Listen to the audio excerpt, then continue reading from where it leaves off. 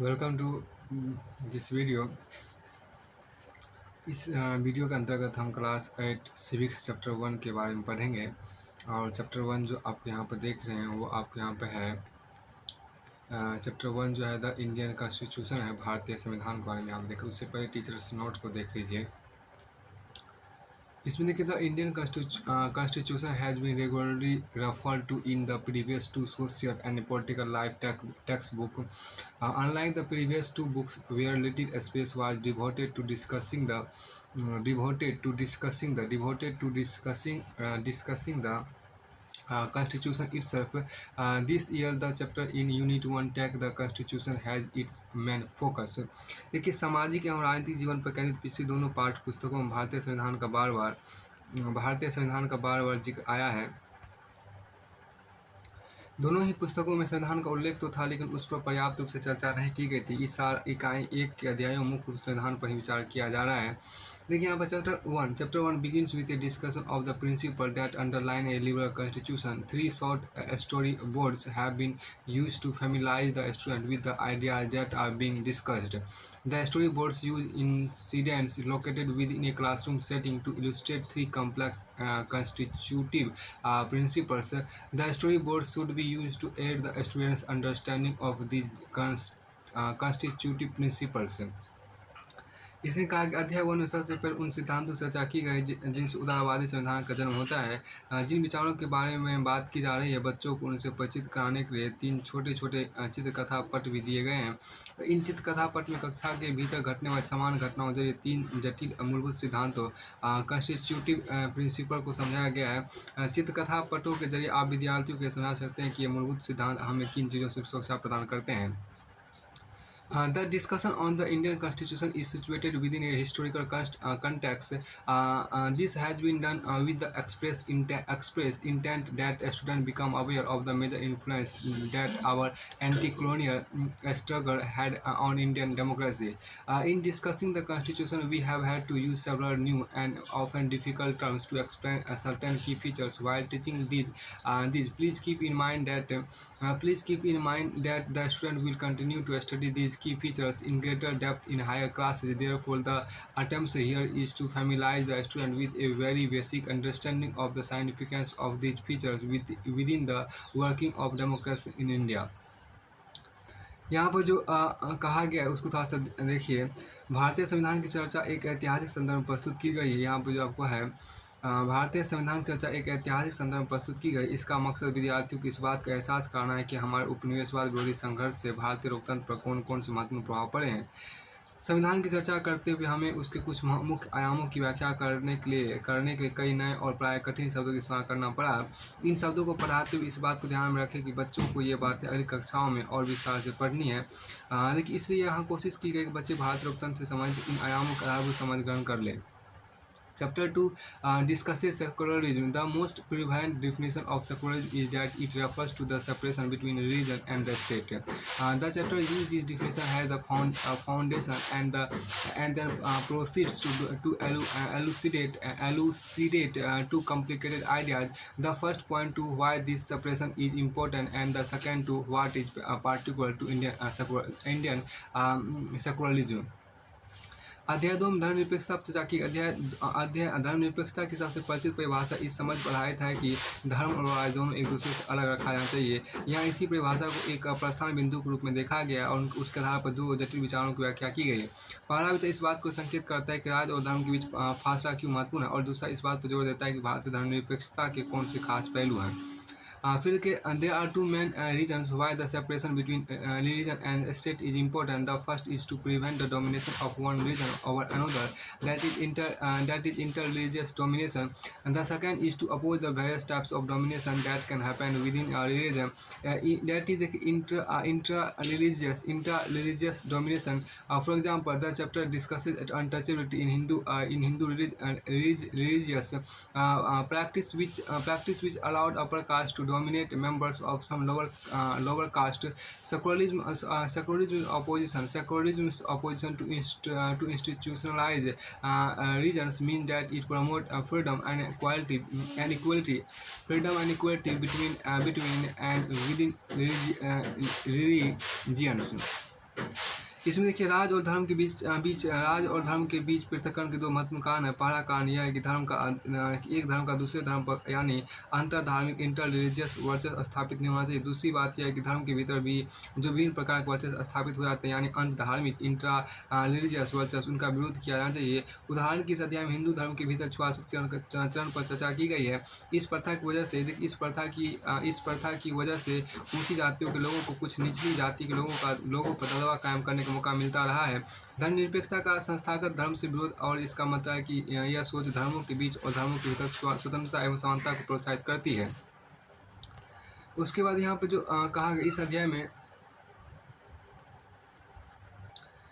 देखिए हम जो कहा कि इस अध्याय में दूसरा महत्वपूर्ण अवधारणात्मक सवाल इस बात पर केंद्रित है कि भारतीय धर्मनिरपेक्षता की अनूठी विशेषता क्या है। भारतीय धर्मनिरपेक्षता राज्य को धर्म से अलग रखकर व्यक्तियों की धार्मिक स्वतंत्रता की रक्षा करती है, लेकिन यह अवधारणा धर्मों के भीतर सुधार की गुंजाइश भी पैदा करती है। मिसाल के तौर पर इसके जैसे छुआछूत और बाल विवाह और जैसी कृतियों के उन्मूलन की दिशा में बढ़ाया जा सकता है। फलस्वरूप धार्मिक समानता धर्मों के भीतर और धर्मों के बीच स्थापित करने के जरिए भारतीय धर्मनिरपेक्ष राज्य धर्मों से दूर भी रहता है और उनमें हस्तक्षेप भी करता है। यह हस्तक्षेप पाबंदी के रूप में भी हो सकता है और जैसे छुआछूत के मामले में और धार्मिक अल्पसंख्यकों को सहायता मुहैया कराने के रूप में भी। इस अध्याय में इस बात की व्याख्या की गई है।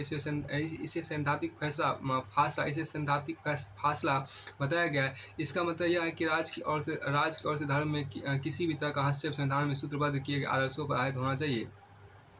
ऊपर जिन बातों चर्चा की उनमें से कई बिंदु काफ़ी जटिल है, लिहाजा यह बहुत जरूरी है कि यह अध्याय पढ़ाने से पहले आप इन बातों को अच्छी तरह समझ लें। विद्यार्थी की तरफ से इस बारे में कई तरह के सुझाव आ सकते हैं। सरकार को धार्मिक मामलों में दखल क्यों देना चाहिए या क्यों नहीं देना चाहिए। इसमें कोई संदेह नहीं कि किसी भी तरह की चर्चा को ज़्यादा से ज़्यादा प्रोत्साहित किया जाए, लेकिन यह चर्चा एक सीमा के भीतर ही रहे ताकि धार्मिक अल्पसंख्यकों के बारे में बच्चों के जहन में मौजूदा परिचित रूढ़ छवियाँ और मजबूत ना होने लगे। देखिए हम जो कहा गया the second major conceptual idea that the chapter deals with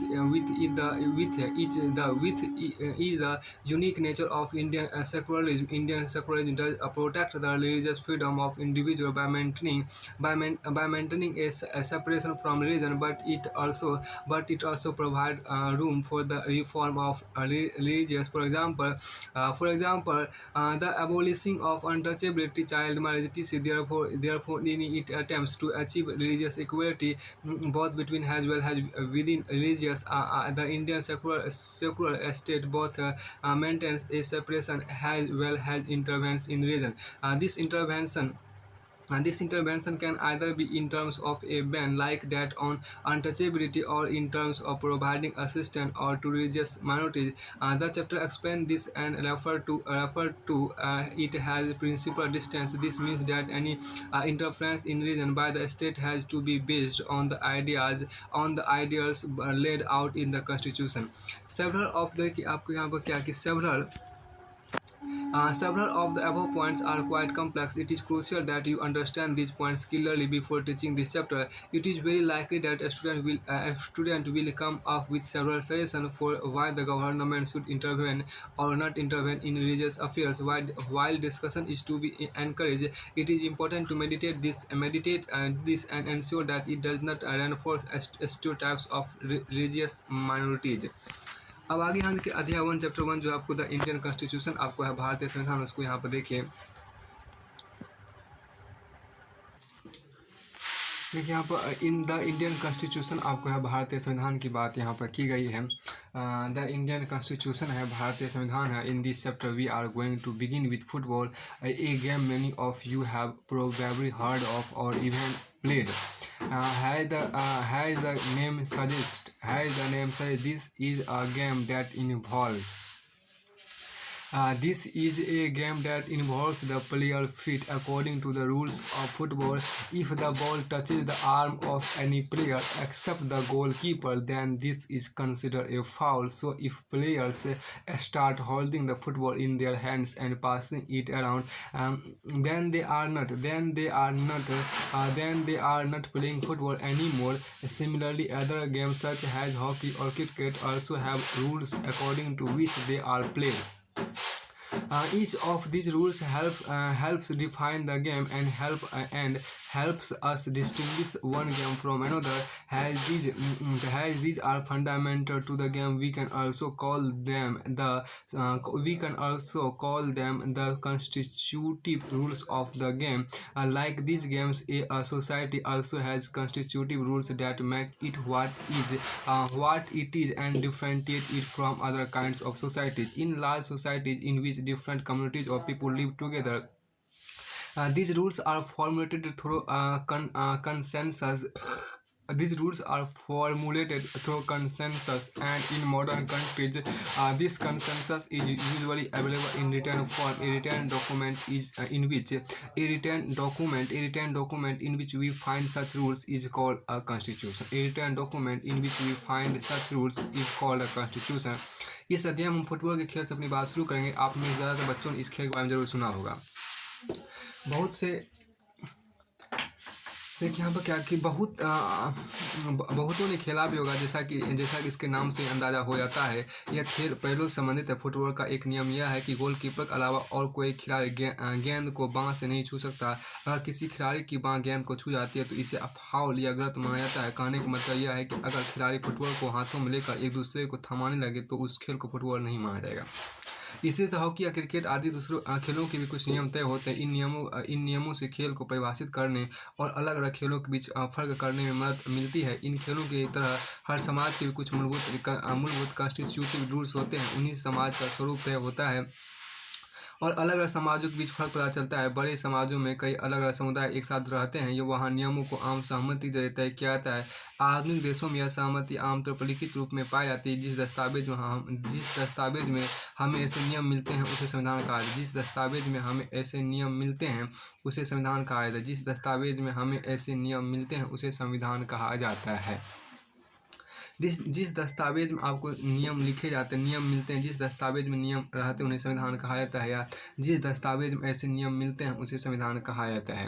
देखिए यहाँ पर क्या we have looked at the Indian constitution in classes 6 and 7 in our social and political life textbook. Have you ever wondered why need a constitution or been curious about how the constitution got written on or who wrote it? In this chapter we will discuss both these issues and also look at the key features of the Indian constitution. Each of these features is crucial to the working of democracy in India, and some of these will be the focus of different chapters in this book. कक्षा 6 और 7 में भी सामाजिक एवं राजनीतिक जीवन की पाठ्य पुस्तकों में हम भारतीय संविधान पर चर्चा कर चुके हैं। इन किताबों को पढ़कर क्या कभी यह सवाल आपके भीतर पैदा हुआ कि हमें संविधान की जरूरत क्यों पड़ी? क्या आपने यह जानने की कोशिश की कि संविधान कैसे लिखा गया या उसे किसने लिखा था? इस अध्याय में हम इन्हीं मुद्दों पर चर्चा करेंगे और भारतीय संविधान की मुख्य बातों पर ध्यान देंगे। यह बातें भारतीय लोकतंत्र के बहुत महत्वपूर्ण है। इस पुस्तक के विभिन्न अध्यायों में इनमें से कुछ बातों पर विशेष जोर दिया जाएगा। अब एक खास बात देखिए क्या कि why does a country need a constitution. इसमें ये कहा है देखिए कि किसी देश को संविधान की जरूरत क्यों पड़ती है।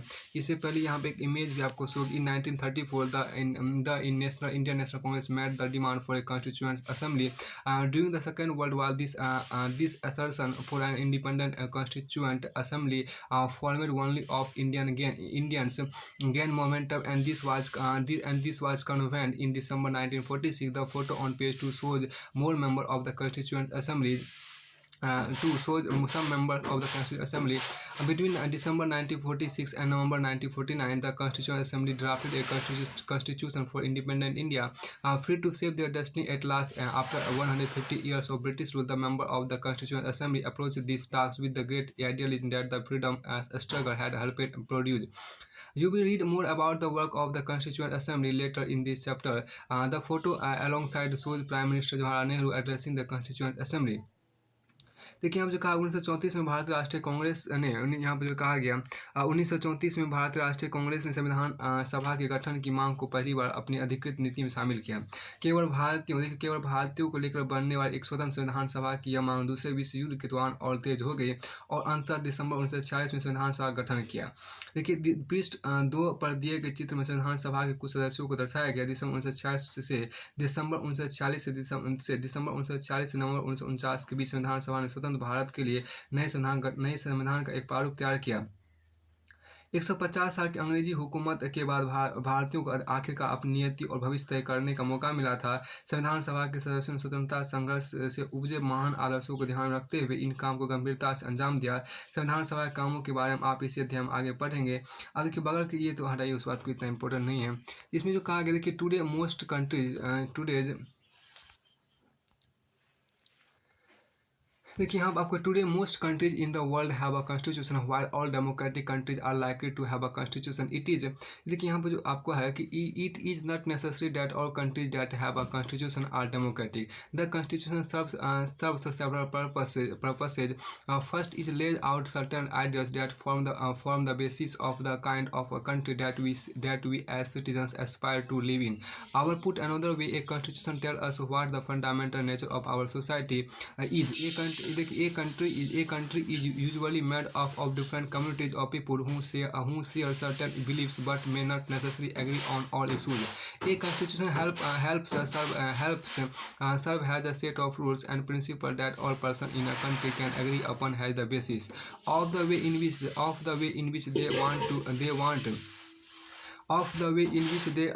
want the country to be governed. This includes not only the type of government but also an agreement on certain ideas that they all believe the country should uphold. देखिए हम जो कहा कि आज दुनिया के ज़्यादातर देशों के पास अपना संविधान है। आमतौर पर सभी लोकतांत्रिक देशों के बारे में उम्मीद की जा सकती है कि उनके पास संविधान जरूर होगा, लेकिन इसका यह मतलब नहीं है कि जिन देशों के पास अपने संविधान होते हैं वे सभी लोकतांत्रिक देश ही होंगे। संविधान कई उद्देश्यों की पूर्ति करता है। पहला, यह दस्तावेज उन आदर्शों को सूत्रबद्ध करता है जिनके आधार पर नागरिक अपने देश को अपनी इच्छा और सपनों के अनुसार रख सकते हैं। यानी संविधान ही बताता है कि हमारे समाज का मूलभूत स्वरूप क्या है। देश के भीतर आमतौर पर कई समुदाय रहते हैं, उनके बीच कई बातें समान होती है, लेकिन जरूरी नहीं कि वे सारे मुद्दों पर एक दूसरे से सहमत हो। संविधान नियमों का एक ऐसा समूह होता है जिसको एक देश के सभी लोग अपने देश को चलाने के प्रतीक रूप में अपना सकते हैं। संविधान नियमों का एक ऐसा समूह होता है जिसको एक देश के सभी लोग अपने देश को चलाने के प्रतीक रूप में अपना सकते हैं। इसके जरिए वे न केवल यह तय करते कि सरकार किस तरह की होगी, बल्कि उन आदर्शों पर भी साझी समझ विकसित करती है या करते हैं जिनकी हमेशा पूरे देश में रक्षा की जानी चाहिए। फिर आपको आगे यहाँ पर दूसरा आपको यहाँ पर एक इमेज भी आपके यहाँ पर शो दिया, the country of Nepal have witnessed. यहाँ पर जो कहा गया, the country of Nepal has witnessed several people's struggle for democracy. There was a people's struggle in 1990 दैट established democracy that lasted for 12 years until 2002. In October 2002, King Gyanendra sitting the moist uprising in the countryside has his region began taking over different aspects of the government with the army's assistance. The king then finally took over as the head of government in February 2005. In November 2005, the Maoists joined other political parties to sign a 12-point agreement. This agreement signaled to the larger public an imminent return to democracy and peace. In 2006, this people's movement for democracy began gaining immense force. It repeatedly refused the small concession that the king made, and finally, in April 2006, the king restored the third parliament and asked the political parties to form a government. In 2008, Nepal became a democracy after abolishing the monarchy. The above photo show seen from people's movement for democracy in 2006. Nepal में लोकतंत्र के लिए कई जनसंघर्ष हो चुके हैं। 1990 में हुए संघर्ष के बाद लोकतंत्र की स्थापना हुई। यह लोकतांत्रिक व्यवस्था 2002 तक यानी 12 साल तक कायम रही। अक्टूबर 2002 में राजा ज्ञानेंद्र ने गाँव में माओवादी संगठनों के बढ़ते प्रभाव का बहाना बनाकर सेना की मदद से सरकार के विभिन्न कामों को अपने कब्जे में लेना शुरू कर दिया। फरवरी 2005 में राजा ने शासन बागडोर पूरी तरह अपने हाथों में ले ली। नवंबर 2005 में माओवादियों ने अन्य राजनीतिक दलों के साथ एक 12 सूत्री समझौते पर दस्तखत किए। इस समझौते में आम लोगों को लोकतंत्र और अमन चैन बहाल होने की उम्मीद दिखाई दे रही थी। लोकतंत्र के चल रहा यह जन आंदोलन 2006 तक अपने शिखर पर पहुंच चुका था। आंदोलनकारियों ने राजा की ओर से दी गई छोटी मोटी रियायतों को नामंजूर कर दिया और आखिरकार अप्रैल 2006 में राजा को तृतीय संसद बहाल करके राजनीतिक दलों को सरकार बनाने का मौका देना पड़ा। 2008 में राजतंत्र को खत्म करने के बाद नेपाल लोकतंत्र बन गया। 2006 में लोकतंत्र की मांग को लेकर चलने वाले जनतांत्रिक आंदोलन के दृश्य ऊपर के चित्रों में यहाँ पे एक खास बात जो कहा गया है, देखिए discuss with your teacher what you understand by the term constitutive provide one example of constitutive rules from your everyday life why did the people of Nepal want a new constitution. अपने शिक्षक के साथ चर्चा कर एक मूलभूत कॉन्स्टिट्यूटिव शब्द से मूलभूत कॉन्स्टिट्यूटिव शब्द से आप क्या समझते हैं, अपने रोजमर्रा के जीवन के आधार पर मूलभूत नियम का एक उदाहरण दें। नेपाल की जनता एक नया संविधान क्यों चाहती थी। देखिए यहाँ पर क्या कि let us try and understand what we mean by this through two contrasting देखिए two contrasting situation in the recent history of Nepal, a country that borders India on north. Until recently, Nepal was a monarchy. The previous constitution of Nepal, which had been adopted in 1990, reflected the fact that the final authority rested with the kings. A people's movement in Nepal fought for several decades to establish democracy, and in 2006 they finally succeed in putting an end to the power of the king. The people had to write a new constitution to establish Nepal has a democracy. The reason that they did not want to continue with the previous constitution is because it did not reflect the ideals of the country and that they want Nepal to be, and that they have fought for. देखिए हम इन बातों का क्या मतलब है यह समझने के लिए दो बिल्कुल अलग अलग परिस्थितियों पर गौर करें। दोनों घटनाएं भारत उत्तरी सीमा पर स्थित नेपाल के ताज़ा इतिहास की घटना है। समाचार पत्रों के माध्यम से ऊपर दी खबर में बताया गया कि नेपाल के लोगों ने हाल ही में एक अंतिम संविधान को मंजूरी दी है। सवाल यह उठता है कि जब नेपाल में पहले से ही संविधान था तो उसे नए संविधान की जरूरत क्यों पड़ी। इसका कारण यह था कि कुछ समय पहले तक नेपाल एक राजतंत्र था, वहाँ राजा का शासन था। 1990 में बना नेपाल का पिछला संविधान इस सिद्धांत पर आधारित था कि शासन की सर्वोच्च सत्ता राजा के पास रहेगी। तो नेपाल के लोग कई दशक से लोकतंत्र की स्थापना के जन आंदोलन करते चले आ रहे थे। इसी संघर्ष के फलस्वरूप 2006 में आखिरकार उन्हें राजा की सत्ता को खत्म करने में कामयाबी मिल गई। नेपाल के लोग लोकतंत्र के रास्ते पर चलना चाहते थे और इसके लिए उन्हें एक नया संविधान चाहिए था। वे पिछले संविधान को इसलिए नहीं अपनाना चाहते थे क्योंकि उसमें वे आदर्श नहीं थे जो वे नेपाल के लिए चाहते थे और जिनके लिए वे लड़ते रहे थे। अब देखिए यहाँ पर जो खास बात कही गई थी, has in the game of football in which A change has in the game of football in which A change in the constitutive rules will change the game altogether. Nepal, by moving from a monarchy to a democratic government, needs to change all its constitutive rules in order to usher in a new society. This is why the people of Nepal adopted a new constitution for the country in 2015. The caption alongside elaborates Nepal's struggle for democracy. जिस तरह football खेल में नियम बदलते ही खेल बदल जाता है, उसी तरह नेपाल को भी राजतंत्र लोकतांत्रिक शासन व्यवस्था पर चलने का अपने सारे नियम बदलने होंगे ताकि एक नए समाज की रचना की जा सके। यही कारण है कि नेपाल के लोगों ने 2015 में अपने देश के लिए एक नया संविधान अपनाया। ऊपर के चित्र के साथ दिए गए अंश में लोकतंत्र के नेपाल के संघर्ष में बताया गया है। The second important purpose of a constitution is to define the natures of a country's political system. For example, Nepal's earlier constitution stated that the country was to be ruled by the king and his council of ministers. In countries that have adopted a democratic in countries that have adopted a democratic form of government or polity, the constitution plays a crucial role in laying out certain important guidelines that govern decision making within these societies. देखिए यहाँ पर संविधान का दूसरा मुख्य उद्देश्य होता है देश की राजनीतिक व्यवस्था को तय करना। नेपाल के पुराने संविधान में कहा गया था कि देश शासन की बागडोर राजा और मंत्रिपरिषद के हाथ में रहेगी। जिन देशों ने लोकतांत्रिक शासन पद्धति या राज्य व्यवस्था चुनी है, वहाँ निर्णय प्रक्रिया के नियम तय करने में संविधान बहुत अहम भूमिका अदा करता है। देखिए in a democracy we choose our leaders so that they can exercise power responsibly on our behalf. However, there is always the possibility that these leaders might misuse their authority, and the constitution usually provides safeguards against this. This misuse of authority can result in gross injustice, as demonstrated in the classroom situation below. लोकतंत्र में हम अपने नेता खुद चुनते हैं ताकि हमारी और से सत्ता का जिम्मेदारी के साथ इस्तेमाल कर सके, फिर भी इस बात की संभावना हमेशा रहती है कि नेता सत्ता का दुरुपयोग कर सकते हैं। इस तरह की विकृतियों से बचाव का उपाय संविधान में मिलता है। राजनेता द्वारा सत्ता के इस दुरुपयोग से लोगों के साथ भाई अन्याय हो सकता है। इसका एक उदाहरण नीचे दिए चित्रकथा पट में देखा जा सकता है। देखिए यहाँ पर जो आपको कहा गया एक यहाँ इसको छोड़िए, अब आके देखिए यहाँ पर एक जो यहाँ पर देखिए इन डेमोक्रेटिक इसको छोड़िए, इस इमेज में क्या आपको यहाँ पर है, इसको हटाइए, उस इमेज में कोई खास नहीं है। उसके बाद देखिए यहाँ पर जो आपको कहा गया देखिए in democratic society the constitution often देखिए यहाँ पर क्या, in democratic societies the constitution often lays down rules that guard against this misuse of authority by our political leader. In the case of the Indian constitution above which you will read more later in this chapter, many of these laws are contained in the section on fundamental rights. Do you recall the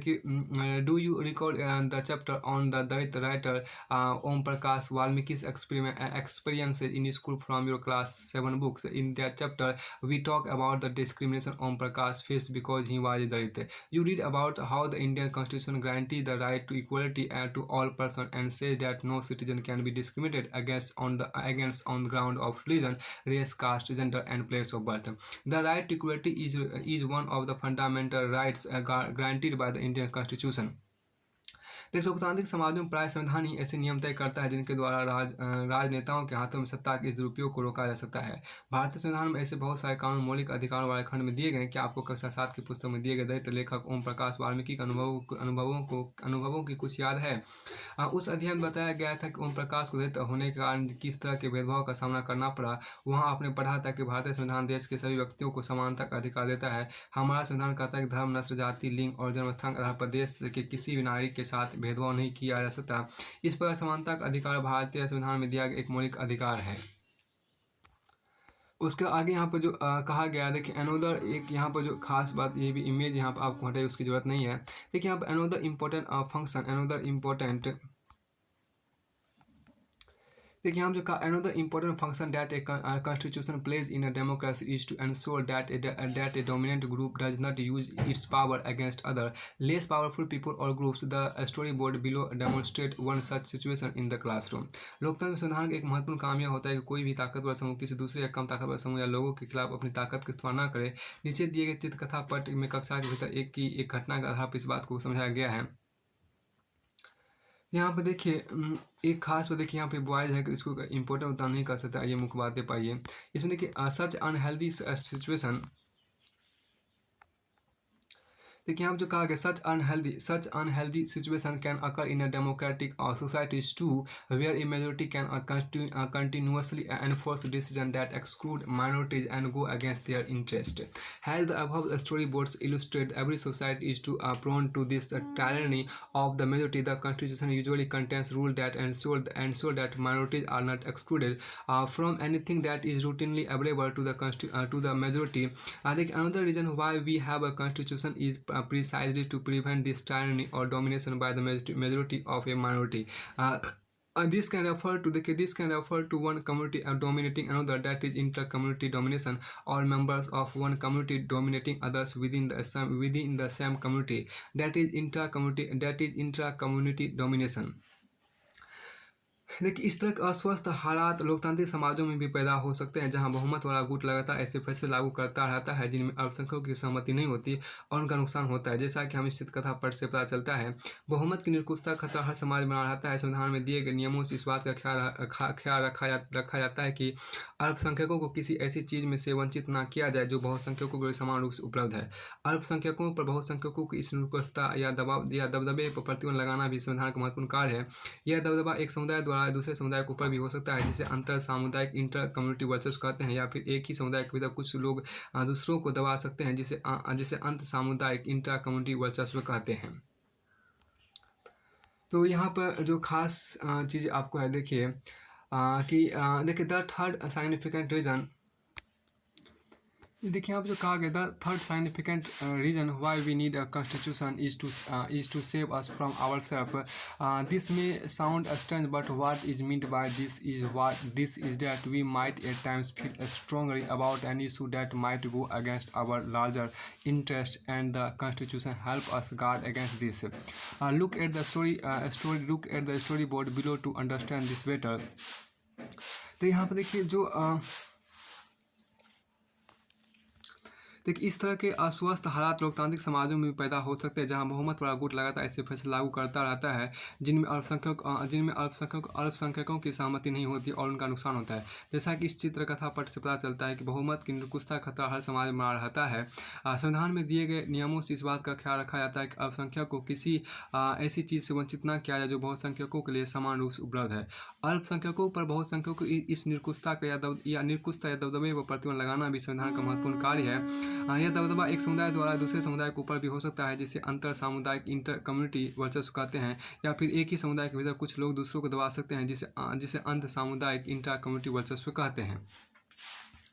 तो अभी देखिए यहाँ पर जो कहा गया, देखिए संविधान क्यों होना चाहिए, संविधान क्यों होना चाहिए, इसका तीसरा महत्वपूर्ण कारण यह है कि यह हम खुद को अपने देखिए संविधान क्यों होना चाहिए, इसका तीसरा महत्वपूर्ण कारण यह है कि हम खुद को अपने आप से बचा सकें, या हम खुद को अपने आप से बचा सकें। यह बात सुनने में अजीब लगती है, असल में इसका मतलब यह है कि कई बार हम किसी मुद्दे पर बहुत तीखे ढंग से सोचने लगते हैं। ऐसे विचार हमारे व्यापक हितों के लिए नुकसानदेह हो सकते हैं। संविधान हमें ऐसी भावनाओं से बचाने में मदद करते हैं। इसे समझने के लिए नीचे चित्रकथा पद को देखिए।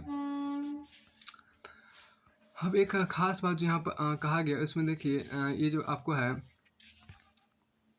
देखिए यहाँ पे एक ये छोड़िए हर चीज़ कथा पर उतना महत्वपूर्ण नहीं है। अब आगे देखिए similarly the constitution helps to protect us against certain decision that we might take that could have an adverse effect on the larger principle that the country believes in. देखिए for example it is possible that many people who live in a democracy might come to strongly feel that politics has become so acrimonious that we need a strong dictator to set this right. देखिए swept by this emotion, they may not realize that in the long run dictatorial rule goes against all their interest. A good constitution does not allow these whims to change its basic structure. It does not allow for the easy overthrow of provisions that guarantees rights of citizens and protect their freedom. देखिए संविधान हमें ऐसे फैसले लेने से रोकता है जिनसे उन बड़े सिद्धांतों को ठेस पहुंच सकती है जिनमें देश आस्था रखता है। उदाहरण के तौर पर हो सकता है कि लोकतंत्र को मानने वाले अधिकांश लोग गंभीरता से महसूस करने लगे कि अंतर्गत राजनीति यानी पार्टी पॉलिटिक्स बहुत विकृत हो चुकी है, इसलिए अब चीज़ों को दुरुस्त करने के लिए किसी तानाशाह को ही शासन सौंप देना चाहिए या फौजी शासन हो जाना चाहिए। इस भावना में बहकर लोग बहुत इस बात को महसूस नहीं कर पाएंगे कि लंबे दौर में तानाशाही शासन तो उनके सारे हितों को तहस नहस कर देगा। एक अच्छा संविधान देश की बुनियादी संरचना को इस तरह के उन्माद से बचाता है। यह ऐसे प्रावधानों में को आसानी से पटने नहीं देता है। यह ऐसे प्रावधानों को आसानी से पटने नहीं देता है जिनके जरिए नागरिकों के अधिकारों का आश्वासन मिलता है और उनकी स्वतंत्रता की रक्षा होती है। From the above discussion, you will understand that the Constitution plays a very important role in democratic societies. इस चर्चा से आप समझ जाएंगे कि संविधान किसी भी लोकतांत्रिक समाज में कितनी महत्वपूर्ण भूमिका निभाता है। तो फिर उसके बाद आगे यहाँ पर आपको है देखिए लेटस यहाँ पर एग्जाम्पल है और कॉन्स्टिट्यूटिव रूल है। देखिए यहाँ पर क्या एक यहाँ पर जो आपको दिया गया है क्या कि आइए आप निम्नलिखित उदाहरण से जुड़े मूलभूत नियमों से तालिका को भले यहाँ पर देखिए तालिका ये बात की बात कर लीजिएगा। अब आगे देखिए नो लेटस रीड, देखिए यहाँ पर क्या नो लेटस ट्राई, देखिए now let us try and understand the ways in which the above points get translated into certain ideals and rules by studying some key features of the Indian Constitution. आइए अब भारतीय संविधान कुछ मुख्य आयामों का अध्ययन करें और इस बात को समझें कि उपरोक्त बिंदु को कुछ खास आदर्श और नियमों का रूप किस तरह ग्रहण करते हैं। एक यहाँ पर देखिए इमेज भी आपको है, इमेज ये क्या है कि there was an देखिए यहाँ पर जो कहा there was an extraordinary sense of unity amongst the members of the constituent assembly each of the provisions of the future constitution was discussed in great detail and there was a sincere effort to compromise and reach an agreement through a consensus. The above photo shows Sardar Vallabhbhai Patel, a prominent member of the Constituent Assembly. संविधान सभा के सदस्यों के बीच एकता की एक जबरदस्त भावना थी। भावी संविधान के एक प्रावधान पर जमकर चर्चा हुई और सभी लोग सहमति विकसित करने के बारे में गंभीर थे। उपरोक्त चित्र के उपरोक्त चित्र के मध्य में सरदार वल्लभ भाई पटेल दिखाई दे रहे हैं, जो संविधान सभा के एक महत्वपूर्ण सदस्य थे।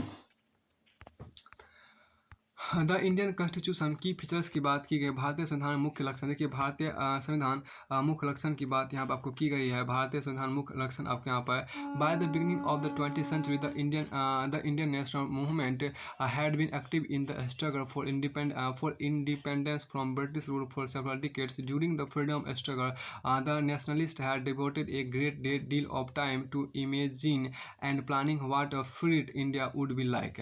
Under the British, they had been forced to obey rules that they had had a very little role in making. देखिए यहाँ पर the long experience of authoritarian rule under the colonial state convinced Indians that free India should be a democracy in which everyone should be treated equally and be allowed to participate in government. देखिए यहाँ पर क्या, what remained to be done then was to work out the ways in which a democratic government would be set up in India and the rules that would determine its functioning. This was done not by one person but by a group of around 300 people who became members of the Constituent Assembly in 1946 and who met periodically for the next 3 years to write India's constitution. देखिए भारतीय संविधान मुख्य लक्षण को यहाँ देखिए, 20वीं सदी तक आते आते भारतीय राष्ट्रीय आंदोलन कई दशक पुराना हो चुका था। स्वतंत्रता संघर्ष के दौरान राष्ट्रवादियों ने इस बात पर काफ़ी विचार किया था कि स्वतंत्र भारत किस तरह का होना चाहिए। ब्रिटिश शासन अंतर्गत उन्हें जिन नियमों को मानना पड़ता था वे उन्होंने खुद नहीं बनाए थे। औपनिवेशिक राज के लंबे अत्याचारी शासन ने भारतीयों के साथ इतना जरूर स्पष्ट कर दिया था कि स्वतंत्र भारत को एक लोकतांत्रिक देश होना चाहिए। उसमें प्रत्येक नागरिक को समान माना जाएगा और सभी को सरकार में हिस्सेदारी का अधिकार होगा। इसके बाद यह तय करना था कि भारत लोकतांत्रिक सरकार का गठन कैसे किया जाए और उसके कामकाज के नियम क्या हो। यह काम किसी एक आदमी के वश का नहीं था। इसमें लगभग 300 लोगों ने योगदान दिया, जो 1946 में गठित की गई संविधान सभा के सदस्य थे। भावी संविधान के निर्माण के लिए अगले 3 साल तक संविधान सभा की बैठकें होती रही। उसके बाद आगे यहाँ पर देखिए जो कहा गया एक यहाँ पर इसका फोटो भी आपको यहाँ पर दिया गया। देखिए बाबा साहब भीमराव अम्बेडकर का यहाँ पर फोटो भी आपको है। देखिए Baba Saheb doctor Ambedkar is known as the father of the Indian constitution. Doctor Ambedkar believe that his participation is constituent assembly helped the scheduled caste get some safeguard in the draft constitution, but he also stated that although the laws might exist, scheduled caste still had reason to fear because the administration of these laws were in hands of caste Hindu officers. He therefore urged scheduled caste to join the government as well as civil services. देखिए Baba Saheb doctor Ambedkar को भारतीय संविधान का जनक कहा जाता है। Doctor Ambedkar का विश्वास था कि संविधान सभा में उनकी हिस्सेदारी से अनुसूचित जातियों को संविधान के प्रारूप में कुछ सुरक्षात्मक व्यवस्था मिली है। लेकिन उन्होंने यह भी कहा था कि भले ही कानून बन गए हो लेकिन अभी भी अनुसूचित जातियाँ बेफिक्र नहीं हो सकती, क्योंकि इन कानूनों का संचालन सर्वन हिंदू अधिकारियों के हाथों में ही है। इससे उन्होंने अनुसूचित जातियों से आह्वान किया कि वे सरकार के अलावा लोक सेवाओं में भी बढ़ चढ़ शामिल हो। अब आगे यहाँ पर जो कहा गया उसमें था ये देखिए कि these members of constituent assembly had a huge task before them. The country was made up of several different communities who spoke different languages, belonged to different religions, and had distinct cultures. Also, when the constitution was being written, India was going through a countryside turmoil. The partition of country into India and Pakistan was imminent. Some of the princely states remained undecided about their future, and the socio-economic condition of the vast mass of people appeared dismal. All of these issues played on the minds of the member of the Constituent Assembly as they drafted the constitution. They rose to the occasion and gave this country a visionary document that reflects a respect for maintaining diversity while preserving national unity. The final document also reflects their concern for eradicating poverty through socio-economic reforms as well as emphasizing the crucial role the people can play in choosing their representatives.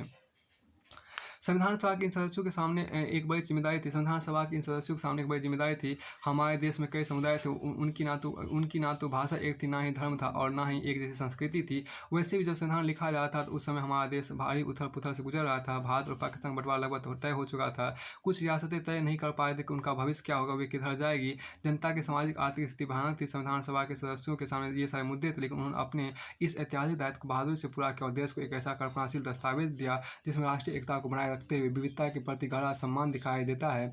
उन्होंने जो दस्तावेज तैयार किया उनमें सामाजिक आर्थिक सुधारों के जरिए गरीबी उन्मूलन और जनप्रतिनिधियों के चयन में जनता की महत्वपूर्ण भूमिका पर काफ़ी जोर दिया है। देखिए यहाँ पर लिस्टेड बिलो द आपको यहाँ पे देखिए listed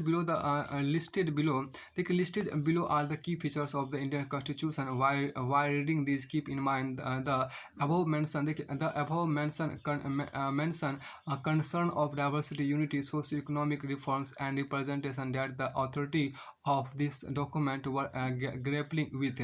Try and understand the ways in which they try to balance these concerns with their commitment to transforming the independent India into a strong democratic society.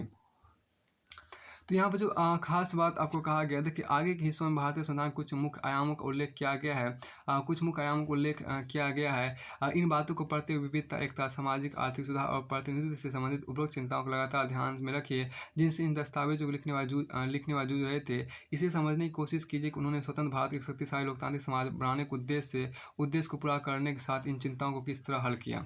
तो पहला देखिए आपको फेडरलिज्म है जिसको बोलते हैं संघवाद या फेडरलिज्म जिसको बोलते हैं, इसमें जो आपको कहा गया है